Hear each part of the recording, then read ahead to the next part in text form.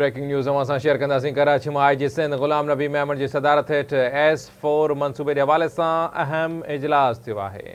S4 मनसूबे जो अमन जे क़याम ऐं ॾोहनि जी रोकथाम लाइ अहम हूंदो, जॾहिं त S4 सिस्टम तहत एहलकारनि खे हाईवेज़ जी प्रोटोकॉल बाबति तरबियत ॾिनी वेंदी। IG जो इहो चवणु आहे मुक़ररु एहलकारनि खे फ़र्ज़नि जे हवाले सां SOP तरबियत ॾिनी वेंदी। S4 मनसूबे ते मुक़ररु अमले जी तरबियत मुकमल थी चुकी आहे। DIG IT जो इहो चवणु आहे। अहम ख़बर आहे, कराची खां IG सिंध ग़ुलाम नबी मेमन जी सदारत हेठि S4 मनसूबे जे हवाले सां इजलास थियो आहे। S4 मनसूबे जो अमन जे क़याम ऐं ॾोहनि जी रोकथाम लाइ अहम हूंदो। IG सिंध जो वधीक चवणु आहे त S4 सिस्टम तहत एहलकारनि खे हाईवेज़ जी प्रोटोकॉल बाबति तरबियत ॾिनी वेंदी।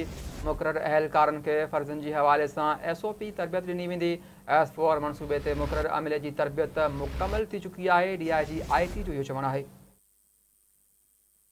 हिकु भेरो ॿीहर ब्रेकिंग न्यूज़ असां शेयर कंदासीं। IG सिंध ग़ुलाम नबी मेमन जी सदारत हेठि S4 मनसूबे जे हवाले सां अहम इजलास थियो आहे।